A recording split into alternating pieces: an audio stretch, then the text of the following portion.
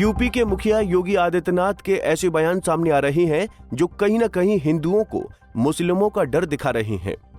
ऐसा ही एक ताजा बयान मिर्जापुर से मुख्यमंत्री योगी का सामने आया है, जहां योगी ने सरकारी कार्यक्रम के मंच से हिंदू मतदाताओं की भाजपा के पक्ष में लामबंदी के लिए अयोध्या की बाबरी मस्जिद और राम मंदिर का जिक्र कर आक्रांताओं और गुलाबी तक की बात की।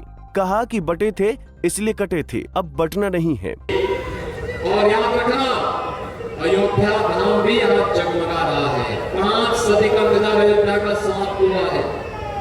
अयोध्या में आप देख रहे होंगे 5 सदी का इंतजार समाप्त। भगवान राम लला का भव्य मंदिर का निर्माण हो चुका है।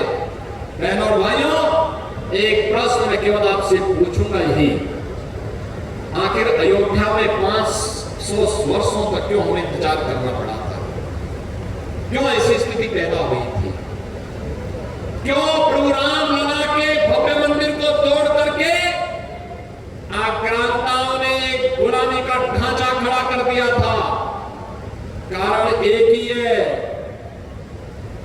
और निवारण भी एक ही है। बटे थे इसलिए कटे थे।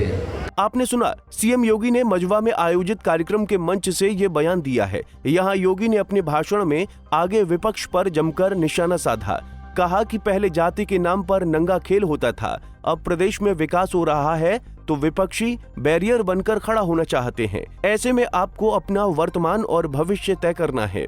जो लोग जाति का नंगा खेल खेलते हैं, समाज को आपस में लड़ाने का कार्य करते हैं, ये वही लोग हैं जो माफिया और बड़े बड़े अपराधियों, दुर्दांत अपराधियों के सामने पहले गिड़गिड़ाते थे, नाक रगड़ते थे, दंगाइयों के सामने नाक रगड़ने का काम करते थे।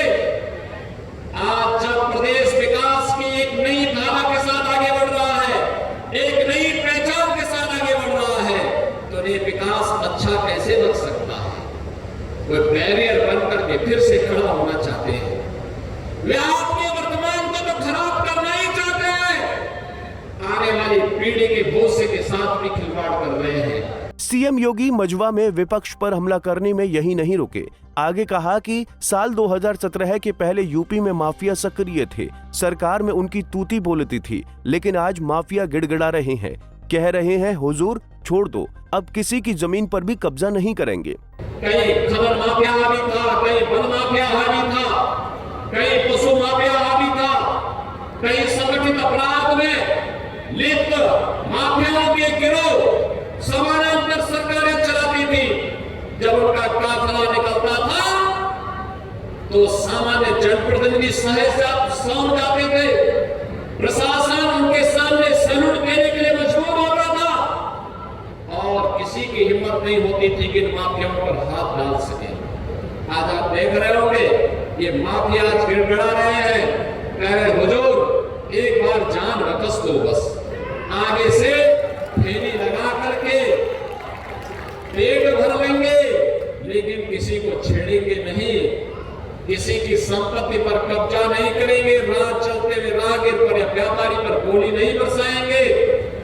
आपको बता दें कि सोमवार को मुख्यमंत्री योगी आदित्यनाथ रोजगार मेला के बहाने मिर्जापुर की मजवा विधानसभा क्षेत्र के गांव गोपालपुर में पहुंचे थे। यहां सीएम योगी ने मिर्जापुर जिले के विकास के लिए 764.97 करोड़ रुपए की 127 परियोजनाओं का शिलान्यास और लोकार्पण किया। इस दौरान मेला में क्षेत्र के युवाओं को नियुक्ति पत्र, स्वरोजगार और लाभार्थियों को ऋण, युवाओं को स्मार्टफोन और टैबलेट का वितरण किया। जनप्रतिनिधियों से मजवा विधानसभा उपचुनाव को लेकर बातचीत की। सीएम योगी ने मां विंध्यावासिनी देवी के दरबार में दर्शन पूजन कर आशीर्वाद भी लिया।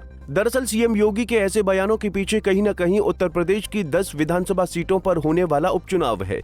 ऐसे में भाजपा और सीएम योगी लोकसभा चुनाव में यहां इंडिया गठबंधन से मिली हार का बदला इस उपचुनाव में लेना चाहते हैं, इसीलिए इसको बड़े चैलेंज के तौर पर ले रहे हैं। वहीं इसको साल 2027 के विधानसभा चुनाव का सेमीफाइनल भी माना जा रहा है। प्रदेश की उपचुनाव वाली 10 सीटों में मिर्जापुर की मजवा विधानसभा भी शामिल है, इसलिए उपचुनाव की तारीख के ऐलान से पहले मुख्यमंत्री योगी आदित्यनाथ भाजपा के लिए चुनाव क्षेत्रों को कसरत से मत रहे हैं। इसलिए ही बार बार अपने बयानों में अयोध्या में भव्य राम मंदिर बनाने और मुगल शासकों की गुलामी का जिक्र भी कर रहे हैं, ताकि ऐसे बयानों का फायदा उपचुनाव में मिल सके। हमसे जुड़े रहने के लिए हमारे YouTube चैनल को सब्सक्राइब करें और नई वीडियो की नोटिफिकेशन के लिए बेल आइकॉन को दबाएं। अगर आप ये वीडियो Facebook पर देख रहे हैं तो लाइक जरूर करें और ज्यादा से ज्यादा शेयर करें। धन्यवाद।